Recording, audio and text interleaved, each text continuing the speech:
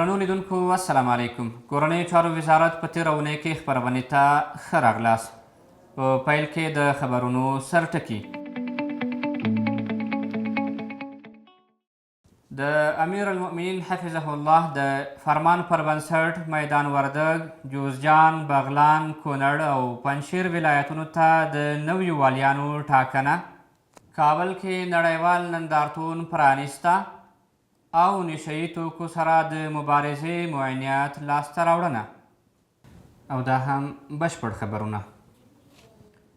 د امیر المؤمنین شیخ القرآن والحدیث مولوي هبت الله اخندزاده حفظه الله د حکم پر بنسټ د میدان وردګ ولایت پخواني والي مرستیال شیخ شیر احمد حقانی د نورستان ولایت نوی والي په توګه وټاکل شو.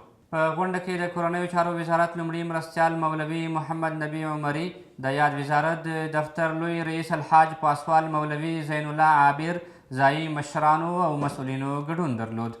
بل لور ته قاري ګل حیدر شفق جوزجان ته د نوي والي په توګه ور وپېژندل شو. ښاغلی شفق د کورنیو چارو وزارت د پالیسۍ او ستراتیژۍ معینت مرستیال مولوي مخدوم عبدالحق له لوري د یاد ولایت ځایي مسؤلینو او ولایتي چارواکو ته معرفي شو. ښاغلي مخدوم په نظام کې تغییر او بدلون اصل یاد کړ او زیاته یې کړه چې هر مسؤل باید خپل مسؤلیت په امانتدارۍ او اخلاص سره ترسره کړي. په همدې توګه د امیر المؤمنین شیخ مولوي هبت الله اخندزاده حفظه الله د فرمان پر بنسټ مولوي محمد آغا حکیم د پنجشیر د نوي والي په توګه د کورنیو چارو وزارت مشرتابه له لوري د پنجشیر ولایتي مسؤلینو او ولسونو ته ور وپېژندل شو. په غونډه کې د کورنیو چارو وزارت لومړي مرستیال مولوي محمد نبی عمري، د یاد وزارت د مقام د دفتر لوی رئیس زین الله عابر او ګڼ شمېر ولایتي مسؤلینو او ځایي مخورو برخه اخیستې وه. ښاغلي عمري په خپلو خبرو کې وویل چې اسلامي نظام د ملت د بېساري قربانیو او سرښندنو په پایله کې لاسته راغلی او د پنجشیر له ولسونو یې وغوښتل چې د اسلامي نظام ملاتړ وکړي. دغه راز د پنجشیر د پخواني والي چارې هم وستایل شوې.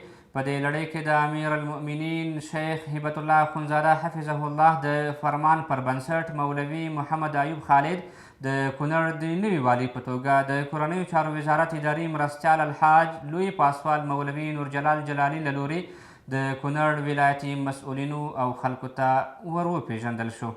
د کورنیو چارو وزارت اداري مرستیال مولوي نورجلال جلالي وویل چې ښاغلی محمد ایوب خالد د هیواد په بېلابېلو ولایتونو کې په ملکي او پوځي برخه کې ولس ته خدمت کولو ښه سابقه لري او تل یې په خپلو چارو کې لاسته راوړنې لرلې دي.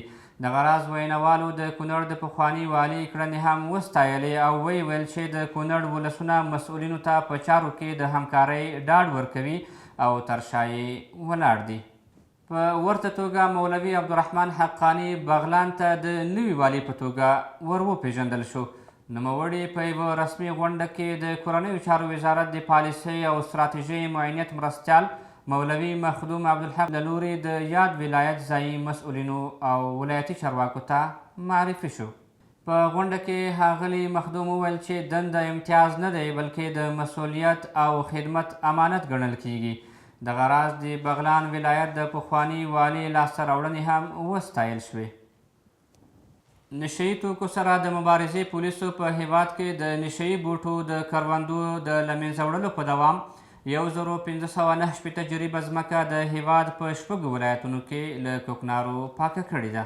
له منځه یې 110 جریبه د بدخشان ولایت په ارګو ولسوالۍ، 123 جریبه د ننګرهار ولایت په اچین ولسوالۍ، 222 جریبه د تخار ولایت په رستاق، کلفګان او د دشتکاله ولسوالیو، 39 جریبه په کونړ او 30 جریبه کوکنار د کاپیسا ولایت په نجراب او تګاب ولسوالیو کې اړول شوي دي. کابل نړیوال نندارتون په کابل نندارو ماڼۍ کې پرانیستل شو. دغه نندارتون چې 15 ورځې دوام درلود، د کورنیو چارو وزارت په استازوالۍ پکې تبلیغاتي خونه ځانګړې شوې وه. په دغه ځانګړې خونه کې د کورنیو چارو وزارت د ځینو مهمو ارګانونو د معرفي ترڅنګ د کورنیو چارو وزارت د بېلابېلو ارګانونو په اړه ګډونوالو ته بېلابېلې تبلیغاتي نندارې وړاندې شوې. د یادونې وړ ده چې په دغه مراسمو کې د کورنیو چارو وزارت په اړه ګډونوالو ته پوښتنپاڼې هم وویشل شوې چې په پای کې بریالیو کسانو ته ځانګړي ډالۍ ورکړل شوې.